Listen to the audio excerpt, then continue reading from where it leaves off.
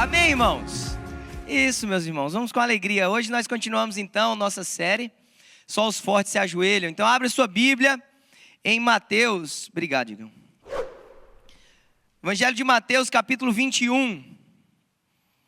E hoje eu vou falar sobre uma casa de oração. Evangelho de Mateus, capítulo 21. Hoje, como o tempo está apertado, Fábio, vou ler só 2 versículos, para pregar aí talvez uns 45. Mateus, capítulo 21, verso 12 e 13. Só 2 versos para a gente meditar na palavra de Deus. Quem está comigo, amém? A palavra de Deus diz o seguinte: Jesus entrou no templo e expulsou todos os que ali estavam comprando e vendendo. Derrubou as mesas dos cambistas e as cadeiras dos que vendiam pombas. Verso 13. E lhes disse: está escrito, a minha casa será chamada casa de oração, mas vocês estão fazendo dela um covil de ladrões. Pai, nós abrimos nosso coração, ou continuamos com o nosso coração aberto, para que o Senhor quer ministrar a nós, Pai. Fala comigo, Senhor. Não me deixa ser simplesmente alguém que deseja transmitir algo, mas me torna ainda alguém que deseja receber mais do Senhor, Pai. E faz assim com cada irmão aqui nessa manhã, Pai. Que possamos desejar receber, Pai, não apenas no nível do intelecto, a compreensão da Tua palavra, mas no nível do Espírito, Pai. Que isso possa gerar em nós novidade de vida, Pai. Para a honra e glória do Teu próprio nome, Pai. Em nome de Jesus. Amém, Deus. Meus irmãos, esse texto talvez é um texto bem conhecido para muitos. Ele está presente nos 4 evangelhos. Muito embora João, ele apresenta isso logo no capítulo 2, logo no início do evangelho. O que algumas bíblias em Mateus, Marcos e Lucas, quando vão narrar, isso em sua bíblia tem aquele cabeçalho, aquela nota antes dos versículos, algumas apresentam como Jesus limpa o templo novamente, ou Jesus purifica o templo novamente. Por quê? Porque entende-se, especialmente segundo o relato em João, que houve uma primeira purificação do templo, ou Jesus teve esse ato de ir lá e expulsar aqueles que faziam comércio no templo, no início do seu ministério. E agora, quando nós lemos a partir de Mateus 21, nós estamos aqui, na verdade, nos momentos finais, na semana final do ministério terreno de Jesus, ou pelo menos naquilo que ia desaguar na sua morte e ressurreição. Nós estamos aqui às vésperas, ou na iminência da chegada da Páscoa. Se você ler o começo do capítulo 21 de Mateus, nós vamos ver a entrada triunfal em Jerusalém. E esse momento ele começa, então ele inaugura essa semana do Senhor Jesus. Então nós olhamos a partir do verso 12, dizendo: olha, Jesus entrou no templo. Deixa eu te fazer primeira observação. Aqui ele não está dizendo que Jesus necessariamente entrou no templo, no lugar santo, ou muito menos no lugar santíssimo, aquele lugar onde ficava ali a manifestação da presença e a arca de Deus. Mas ele entrou no complexo onde o templo se encontrava. Muito provavelmente aqui Jesus estava, e essa cena ela é narrada no pátio dos gentios. Então imagina que isso aqui de fato era o templo, e nós temos alguns átrios ou alguns pátios antes. Então ali o parking lot seria uma área reservada só para judeus, mas se a gente passasse as cercas para aquele condomínio vizinho, seria o pátio dos gentios. Uma área mais aberta e ampla de acesso a todos. E a estrutura do templo, quando ela é pensada de forma que todos tinham acesso a um pátio externo, mas depois apenas judeus tinham acesso a um lugar mais restrito, depois apenas sacerdotes tinham acesso a um lugar ainda mais restrito do altar e do acesso ao templo, e por último, um lugar ainda mais restrito era o Santíssimo Lugar, que só o sumo sacerdote tinha acesso. Essa é a mentalidade, essa é a estrutura dentro do templo. Então Jesus se encontra aqui nesse pátio dos gentios, nessa área externa. E a pergunta, Mauro, que começa a nossa busca de explicação desse texto é: ok, Jesus então foi e expulsou aqueles que compravam, aqueles que vendiam. A nossa primeira pergunta então tem que ser: o que aconteceu? Ele fez isso porque era proibido? Ele fez isso porque não podia ser naquele lugar, e aí logo ele vai lá e expulsa todo mundo? A resposta é não. Não é, Bruno, porque na verdade essa prática ela era comum naquele lugar. Não é porque era de fato proibido, muito embora os sacerdotes se valiam, Elga, dessa necessidade e faziam quase como aquelas feiras assim, cadê a Pâmela? Aquelas feiras assim, empresariais, congressos empresariais, que aí você vende vários espaços assim para fornecedores, né? E a empresa vai lá e lucra um pouquinho com cada fornecedor, e o fornecedor lucra anunciando lá o seu produto ou serviço.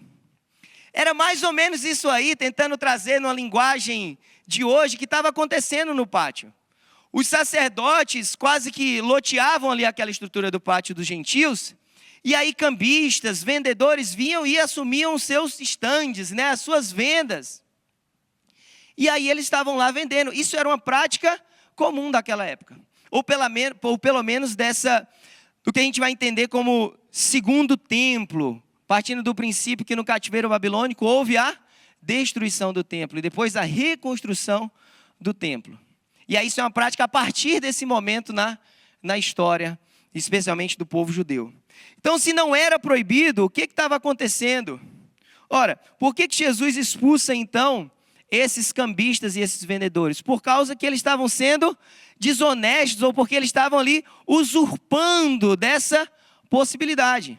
Porque a moeda que se usava para comprar os animais, para pagar os impostos ali, veja, era uma festa que atraía pessoas de todos os lugares.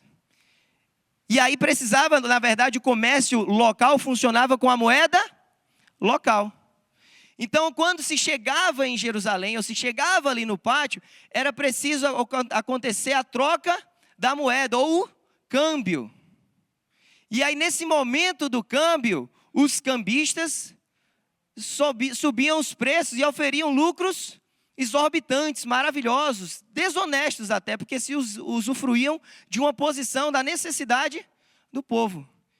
É tipo você estar na Disney, não tem como ir comprar em outro lugar, e você tem que comprar aquele negócio caro mesmo ali, né? No aeroporto, bom exemplo, irmã Leandra. Você está doido para ir lá no Walmart. Poxa, eu podia ter trazido um sanduíche do Walmart. Mas não, o sanduíche do aeroporto, Jesus. O aeroporto é um bom lugar para você fazer jejum, né? Economize e tem um alimento espiritual. Ou quando a gente era mais novo, né? Quando eu digo a gente, irmãos, é porque eu já fui também, né? Mas a gente ia no cinema. Quem comprava coisa assim no supermercado ou fora para economizar a pipoca do cinema? Gente, vocês estavam duros mesmo, hein? Tacos, ó, a irmã ia no food truck lá, comprava uns tacos, a irmã Alejandra chegava. Eu ia no Extra, na loja da Americanas, eu não sei se existia isso aí na sua cidade ou se é coisa do meu interior. Mas você ia lá, comprava uns guloseimazinhas, uns Cheetos, uma Coca-Cola, e entrava feliz e satisfeito, porque depois que você passava naquela catraca do cinema, Jesus, não dava mais, né? R$50 uma pipoca, quase que eu virei pipoqueiro. Mas era isso que acontecia, ora, o pessoal chegou de viagem. Não tinha outra opção, caiu no pátio do templo. Agora eles estavam encurralados ali naquela situação. Tinham que usufruir, nem usufruir, tinham que aceitar a imposição daquele câmbio local. Ora, os que vendiam animais, era a mesma coisa, Bruno. Das duas, uma, ou você chegava lá e precisava apresentar o sacrifício, pastor Edmilson. E aí você tinha que ter então o animal. Aí você trocava a moeda local, já perdia aí. E depois você ainda pensou, uma rolinha, uma pombinha aqui, $500. E você tinha que fazer o quê? Comprar. Não tinha outra alternativa. Se você fosse voltar, você chegava para a Páscoa do ano seguinte. Ou, Vanessa, seu animal chegava cansado, sofria no meio do caminho, não existia transporte de pet, né? E aí você sabe, Josi, que o sacrifício exigia um animal perfeito, apto. Ele tinha que ser aceito, não era chegar assim, ó, depois queimava ali aí. Não. Havia uma avaliação.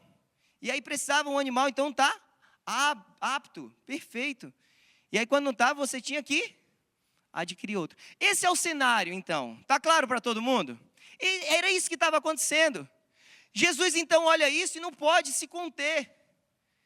E tudo que Jesus manifesta grande emoção, nós precisamos valorizar. Veja, a Bíblia fala que Jesus, ele expulsou. No Evangelho de João vai dizer que ele fez um chicote. Tudo que Jesus demonstra grande emoção, nós precisamos entender. Isso tinha valor para o coração de Deus. E aí ele expulsa aqueles que estavam fazendo comércio nas coisas do Senhor. Meu primeiro conselho para você, meu irmão, pensa nesse pátio que precedia o momento da entrega, precedia o momento da oferta, precedia o momento da devoção, da oração, do sacrifício. E quantos cambistas e vendedores acabaram, por conta da sua ganância, sendo pedra de tropeço na vida de outros.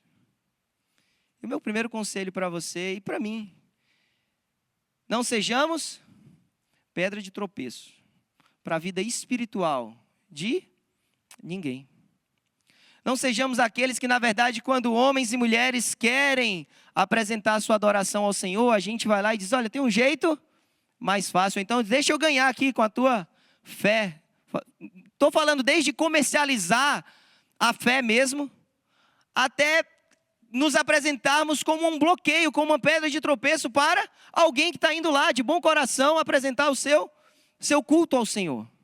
Eu e você não podemos ser pedra de tropeço na vida de ninguém. Então a sua primeira oração é, Senhor, que eu não seja esbarro na comunhão do Senhor com o meu irmão. Senhor, não quero ser aquele que de repente chega no meio do caminho e atrapalha o caminho do meu irmão para a adoração ao Senhor. Só que é interessante quando nós observamos que Jesus não expulsou, Ricardo, apenas os que vendiam. Jesus expulsou também aqueles que compravam. Então aqui, Rafa, não é assim, coitado daqueles que estavam lá comprando. Sofreram com um câmbio exorbitante.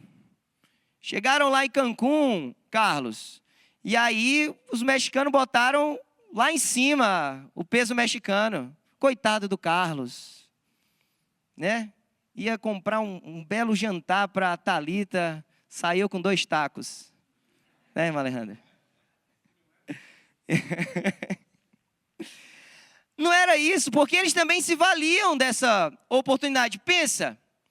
O que é mais sacrificial? Se andar com um bicho durante todo o caminho, cuidando, preservando, com atenção, tendo preparado desde a sua casa, Débora. O cuidado em selecionar, é esse aqui que eu vou consagrar ao Senhor. É esse aqui que vai ser a minha oferta ao Senhor. É esse aqui que está perfeito, esse é o mais belo, é o melhor que eu tenho. Ou você colocar algumas moedas no bolso, e andar e dizer, lá eu troco. E de novo, havia essa prática, eu não estou sendo aqui querendo te induzir a um pensamento, dizendo, meu Deus, não, só que eu e você podemos ser levados a querer sempre o caminho mais fácil na nossa vida espiritual. Eu achei encorajador o testemunho da irmã Mônica, sei que a irmã Maristela compartilha o mesmo testemunho, tive a oportunidade de conversar com a Elga, compartilha o mesmo testemunho. Como para alguns foi desafiador, Mauro, Vanessa, foi desafiador começar uma leitura de um livro. Mas como foi? Abençoador. Mas a gente tem a tendência de querer a via mais fácil. E a via espiritual, ou a via mais fácil, nunca vai nos levar para o que o Senhor tem para nós na nossa vida espiritual. Porque Ele não foi pelo caminho mais fácil. Ele padeceu, ele sofreu, ele foi humilhado, ele foi envergonhado. Eu quero te encorajar, porque na nossa vida de oração ela não é fácil. Pelo contrário, é super desafiadora. Se a gente quiser colocar a nossa vida de oração como sendo só acordar de manhã orar, antes de uma refeição orar, antes de dormir orar, isso é fácil, meus irmãos. Só que isso não é uma vida de oração. A vida de oração, ela exige mais intencionalidade, ela exige mais sacrifício, ela exige abrir mão de outras coisas. Ela exige devoção, ela exige entrega, ela exige tempo. A gente tem uma falsa impressão, e, por exemplo, quando a gente fala de uma das linguagens de amor, é tempo de qualidade. Quem já ouviu isso? Tempo de qualidade. E a gente tem uma falsa impressão de conflitar qualidade com quantidade. Eu não prezo pela quantidade, eu prezo pela qualidade. Quem disse que eles são opostos? Quer ter qualidade? Investe na quantidade de tempo. Você não tem como garantir que vai ter um tempo de qualidade com a sua esposa.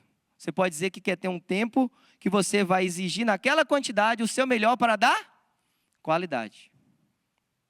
Com o Senhor é a mesma coisa. Ah, não, mas você 30 segundinhos de muita qualidade. Você não tem como garantir isso. Mas quanto mais quantidade eu e você gastarmos na nossa vida com o Senhor, mais vai aprofundando o nosso relacionamento e vai exalando mais qualidade com o Senhor. Por isso que é sacrificial. E tudo que a gente se prepara muito para fazer, a gente diz que está valorizando, a gente mostra valor. Né, Ricardo? Pensa, você está aí com saudade da Mari. Tendo que cuidar dos dois, sentindo falta dela. Aí eu te pergunto, Ricardo, não precisa me responder, que eu não quero te colocar nessa posição.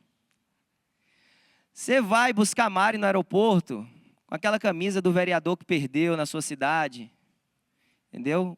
Um short sujo porque a Mari não estava aqui, não lhe ajudou a cuidar das roupas. Um chinelão, um cabelo, eu falo assanhado, gente, mas entendo porque é bagunçado, não é isso, irmã Mônica? Irmã Mônica me entende lá do Nordeste. Que eu falo uma vez assanhado, a Paulinha assustou. Eu não quero assustar os irmãos. Mãe, a senhora está muito assanhada. A Paulinha, que é isso? Respeite sua mãe. Senão é o cabelo dela que está bagunçado. Você não vai fazer isso, você vai se preparar, Ricardo. Por quê? Porque você valoriza o momento. E é na preparação, na verdade, que a gente mostra o valor daquele momento. Não é no momento apenas, é na preparação. Quando a gente lá, nos primeiros dias de namoro, ia lá todo perfumado. Não pode deixar a peteca cair, irmãos. Reacende isso em nome de Jesus. Mas tudo que a gente mostra é preparação. Ora, o povo, se tivesse lá, antes de vir a Jerusalém, se preparando, buscando o animal perfeito, buscando a devoção ao Senhor, começava nesse lugar, não era lá no átrio do templo. E na minha e na sua vida de oração tem tudo a ver sobre isso, gente. Deixa eu te fazer uma pergunta, como é que você se preparou para vir para o culto hoje? Qual foi a tua oração antes desse culto começar? Qual foi a tua oração? E a minha, tá? Eu já me fiz todas essas perguntas. Antes da palavra começar. Senhor, que seja curto hoje. Como foi a sua oração ao amanhecer, dizendo, que bênção, eu vou para a casa do Senhor. Como foi a tua preparação? Pensa nisso de verdade. Qual oração você fez hoje como ato de preparação para a tua consagração ao Senhor? Para o teu ato de culto ao Senhor hoje. Como você cuidou desse ato, não só quando chegar no louvor, levanto a mão, dou aleluia e glória a Deus. Antes de tudo isso, como você espiritualmente se preparou? Deixa eu te dar uma dica, é na oração. É no lugar da presença, é no lugar da busca, é no lugar da entrega, é no lugar da morte do nosso eu, para que o Senhor viva em nós. É no lugar da oração, e o inimigo não vai querer que a gente faça isso. O inimigo vai dizer, não precisa se preparar, tem cambista lá. Tem vendedor lá, não se prepara, chegando lá resolve. Você tem direito. E a gente não pode desprezar o conforto que a gente tem, mas se isso faz a gente perder a dimensão da importância desse momento, aí tem problema. Nós precisamos nos preparar para estar nesse lugar. Ah, mas eu quero que chegar lá e o Senhor tem que falar comigo, irmã Cleide. E ai dele se não falar comigo. Não começa aqui. Começa de manhã, começa ontem, começa segunda. E não para. E não para. Como nós temos nos preparado para o nosso ato de entrega e oração ao Senhor. Como eu e você temos alimentado a nossa vida de oração como preparação. verso 13. Lhe disse, aqui é Jesus falando, está escrito, e aqui ele faz uma menção a Isaías 56. A minha casa será chamada casa de oração. Repete comigo, casa de oração. Mas vocês estão fazendo dela um covil de ladrões. Meus irmãos, nós não vamos mudar o propósito que Deus estabeleceu para o que Ele quer que seja. Nós não vamos mudar. Se a igreja é a igreja do Senhor, não vai ser a sua boa intenção ou a sua má intenção que vai mudar o propósito do Senhor. Se Ele te fez para ter intimidade com Ele, não vai ser você que vai mudar a forma de ter essa intimidade. Se as portas do inferno não prevalecem contra a igreja, não somos nós que vamos fazer a igreja parar. Os propósitos do Senhor se estabelecem na terra. Só que Ele está nos convidando a participar, não da nossa agenda, mas da agenda dele para nós. E aqui que a gente encontra a oração. Oração não é, Senhor, acho bom você me responder em algumas áreas da minha vida. Não, é, Senhor, o que o Senhor está fazendo no mundo que eu posso fazer parte? Eu, minha família, o ministério, a igreja, meu trabalho, cada área da sua vida. O que o Senhor quer fazer nesse lugar que eu posso ser parte? Quando nós estamos frios, nós nos ausentamos e nós fugimos do propósito que Deus tem para nós. Nós nem enxergamos o propósito do que Deus tem para nós. Nós ligamos o automático e vamos embora. Só que tudo que Ele fez com um propósito. Inclusive, estabelecer o templo do Senhor. Para que seja um lugar não de comércio, mas um lugar de oração, de entrega, de busca, de manifestação da presença. O que a gente encontrava nesse lugar então? Ora, ao invés de um lugar como casa de oração, ser um lugar de barulho de oração, de barulho de declaração do nome do Senhor, Yahvé, Adonai, do Machia, em vez dessas expressões estarem na boca do povo, em vez de ser barulho de choro, de quebrantamento, de humilhação, Priscila, a gente estava vendo o quê? Barulho de bicho, barulho de sino, barulho de moeda caindo no bolso,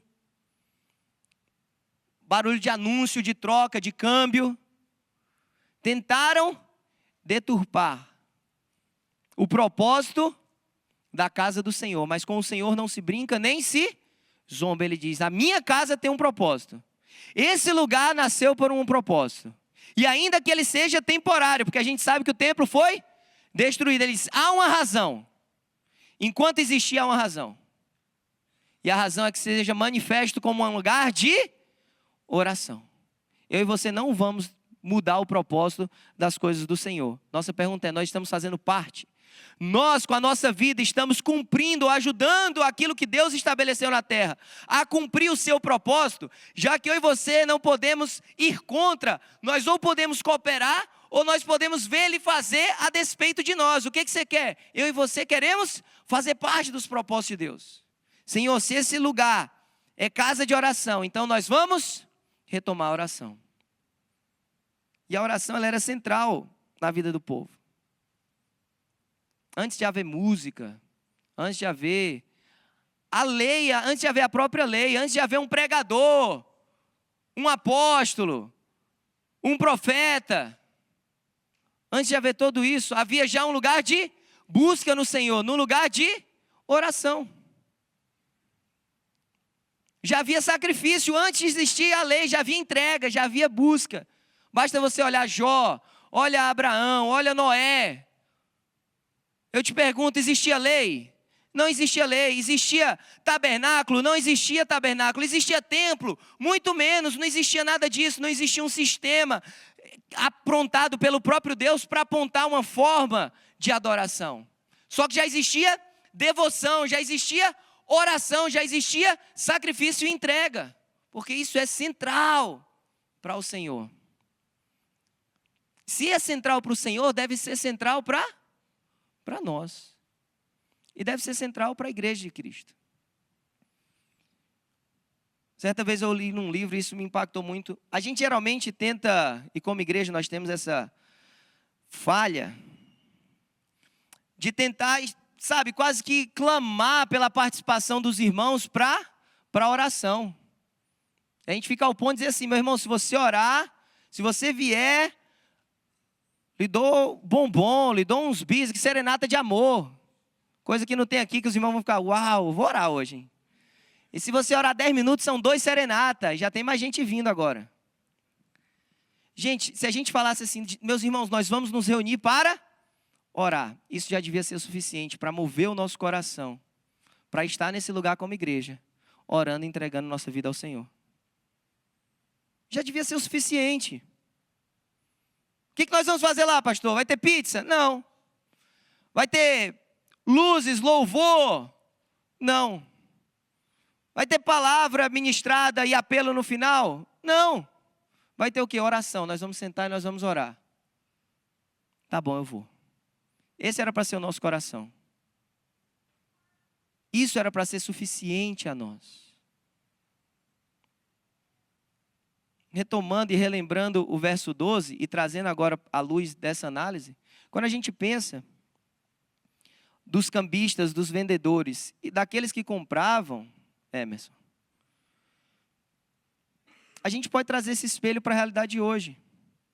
É o pastor, é a igreja, são os líderes, quase que como cambistas e vendedores ali, dizendo, olha, tem como ser mais fácil, venham, por favor, participem, por favor. A igreja quase que clamando ou tentando se satisfazer simplesmente com um check the box. Veio no domingo, sentou, participou, levantou a mão, deu 2 aleluia. Entregou o envelope de dízimo, tá bom, pode voltar para casa. Eu não quero ser esse pastor. E os irmãos têm liberdade de dizer assim, pastor, o senhor está parecido ou não? Estou dando liberdade aos irmãos. Porque a gente não quer alimentar um comércio da fé, um sistema. E eu não estou falando só de, venha, traga $20 que eu vou orar por você. Nem estou falando disso, porque isso é bobagem, isso é estupidez. Eu estou falando simplesmente de dizer, olha, tem uma cadeira confortável para você, tem umas águas ali atrás, o ar-condicionado, que por sinal hoje está um pouco quente, mas próximo domingo vai estar melhor. Venha, sente, louve e vá para casa, aleluia. A igreja está cheia, saiu bonito na foto. Na outra ponta, aqueles que compravam, e aqui eu falo dos irmãos, eu não estou pessoalizando nada, tá, irmãos? Eu estou falando da igreja. Em nome de Jesus, que eu não esteja falando da Igreja Batista Brasileira Central. Se satisfazem em dizer, eu quero mesmo a cadeirinha confortável, eu quero mesmo o ar-condicionado numa temperatura boa, eu quero que comece na hora, termine na hora, eu quero ir, sair, pronto. Fiz o meu sacrifício, entreguei a minha oferta, próxima semana eu volto. Só que eu estou há tempos tentando dizer para a gente, como igreja, que isso não funciona, que não é para isso que a gente foi criado. Que há um propósito, há um lugar de oração, que ele é constante, que a preparação é importante, que a constância é importante. E que eu e você precisamos estar pressionando sempre mais profundo, mais à frente, mais avante, para sermos uma igreja madura no Senhor. O domingo é maravilhoso, mas ele não vai te alimentar o suficiente para o restante da tua semana. Por melhor que o domingo seja, né, Diegão? Por mais que a gente se esforce, e a gente fez reunião, como é que a gente pode servir melhor os irmãos? Por mais que a gente consiga fazer algo assim, não é o suficiente. Não deixe esse sistema te dominar. Há um propósito. A minha casa será chamada casa de oração. Agora deixa eu te fazer uma pergunta. O templo ainda existe? Pode me responder, irmão. Existe? Não. Não. No máximo que você vai ter, segundo alguns, é uma parede, um muro que cercava a parte do templo, ou esses pátios, que se tornou hoje conhecido como o Muro das Lamentações. O templo foi destruído. Eu te pergunto, Jesus sabia disso ou não? Sabia. Claro que ele sabia. E quem é esse lugar de oração hoje? Quem é o templo de Deus hoje, biblicamente falando? Nós. Individualmente e coletivamente. Você sozinho é lugar da habitação do Senhor. Você sozinho é templo do Senhor. Mas nós juntos, como corpo de Cristo, somos lugar da habitação do Senhor. Nós juntos somos templo do Senhor. Estevão, fazendo o seu seu argumento e a sua defesa na fé, Romário. Lá em Atos 7 vai dizer: todavia o Altíssimo não habita em casas feitas por homens. Sendo praticamente morto naquele momento, dizendo: o Senhor não habita em lugares feitos por homens. Paulo, escrevendo aos Coríntios, em 1 Coríntios vai dizer: não sabeis que o vosso corpo é templo do Espírito Santo, que habita em vós, proveniente de Deus, e que não sois de vós mesmos. 2 Coríntios 6,16 ele vai dizer: e que consenso tem o templo de Deus com os ídolos? Porque vós sois o templo do Deus vivente. Como Deus disse: neles habitarei, entre eles andarei, eu serei o seu Deus, e eles serão o meu povo. Você, então, hoje é essa casa de oração. E assim como o Senhor Jesus precisou relembrar o povo dizendo: olha, eu vou expulsar o que não pertence a esse lugar, e eu vou lembrar a esse povo o propósito desse lugar. Esse lugar era uma casa de oração. Eu quero te lembrar hoje, você é um lugar de oração. Há um propósito para a sua vida.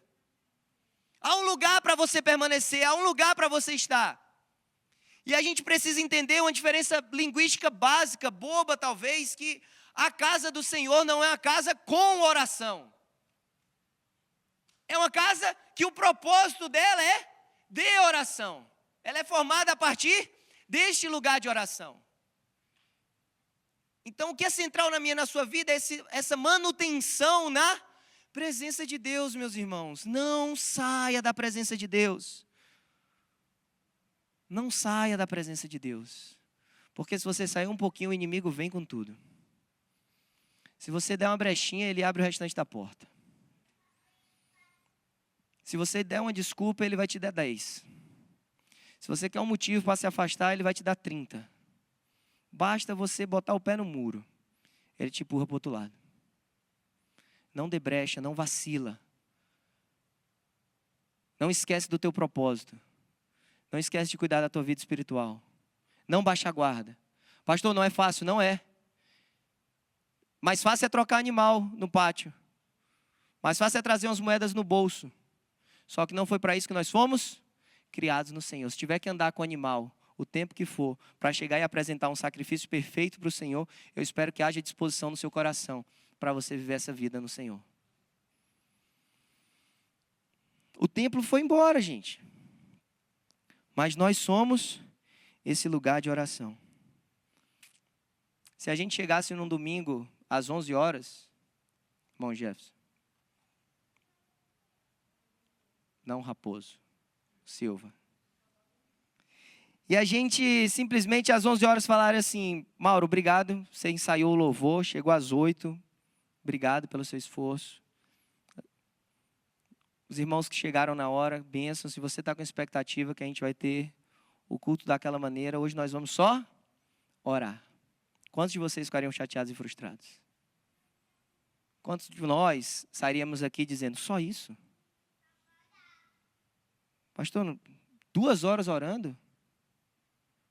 Como isso nasceria no nosso coração? Sejamos honestos, sejamos sinceros. Mas não tem, pastor, assim, como tocar nem um louvorzinho para dar aquela animada. É desafio, meu irmão. Vida de oração é desafio. Por isso que nós estamos aqui buscando empurrar os irmãos a esse lugar de oração. Não é empurrar, deixa eu refazer minha frase, porque parece que eu estou forçando os irmãos a alguma coisa. Encorajar os irmãos a esse lugar. Melhor. Você quer ser encorajado ou quer ser empurrado? É encorajado, né, irmãos? Perdão. Não vamos empurrar ninguém. Mas é fazer esse convite de a um lugar de oração. Eu espero que esse texto encontre lugar na tua mente, no teu coração, que você não olhe esse texto como uma expectativa distante, dizendo: aquele lugar, aquele templo vai ter esse propósito, vai ser chamado dessa forma, casa de oração. Não olhe a partir de hoje para esse versículo e diga: eu sou esse lugar. Eu sou o templo de Deus. Então eu sou uma casa de oração. E que você na sua casa seja usado por Deus para erguer outras casas de oração. Para erguer outras casas de oração. Que Deus te abençoe, meu irmão. Essa é a minha oração. O Senhor Jesus, Ele lembrou, e eu termino com essa pergunta para você meditar. O Senhor Jesus lembrou, o nome da minha casa é casa de oração, Maera. Como eu e você vamos ser lembrados na nossa história? Como eu e você vamos ser lembrados na nossa história? O Abraão era um homem de oração, ou não? O Abraão nunca me inspirou, porque ele não era um homem de oração. A irmã Alejandra era uma mulher de oração. Vanessa, Fernanda, Maiara, eu poderia ir aqui dizendo cada um de vocês. Como você deseja ser reconhecida? Que eu e você possamos ser reconhecidos como homens e mulheres de oração. Baixe tua cabeça, curva tua cabeça, feche teus olhos. Senhor, obrigado por nos lembrar, Senhor, mais um domingo do teu propósito para as nossas vidas, Pai. Se nós não temos cumprido esse propósito, Senhor, nós queremos nessa manhã dizer, Pai, que nós iremos, meu Pai, ser mais intencionais na nossa vida de oração. Nos perdoa, Pai, das vezes que não fomos. Nos perdoa quando negligenciamos, quando buscamos o caminho mais fácil, quando buscamos o comodismo, quando esquecemos do propósito. Mas obrigado por nessa manhã nos relembrar do propósito do Senhor para nós. Nós somos casa do Senhor, casa de oração. Um lugar onde a tua presença é manifesta. Um lugar onde falamos sobre o Senhor e para o Senhor. Mas um lugar onde ouvimos do Senhor também. Faz-nos, Deus, faz-nos esse lugar. Faz-nos esse lugar, Pai. Para honra e glória, meu Pai, do teu próprio nome, Deus. Em nome de Jesus. Amém, Deus. Obrigado por ter acompanhado essa mensagem até o final. Se ela te edificou, nos deixa saber aqui através dos comentários ou encaminha essa mensagem para outras pessoas, para que elas também possam ser edificadas em nome de Jesus. E nós temos um pedido a te fazer. Se inscreve aqui no nosso canal, vai lá agora e se inscreve aqui no nosso canal, ativa o sininho das notificações, assim você sempre será informado quando a gente subir algum conteúdo aqui de pregação da palavra de Deus. Nosso desejo, nossa oração é sermos canal de bênção na tua vida. Que Deus te abençoe, em nome de Jesus.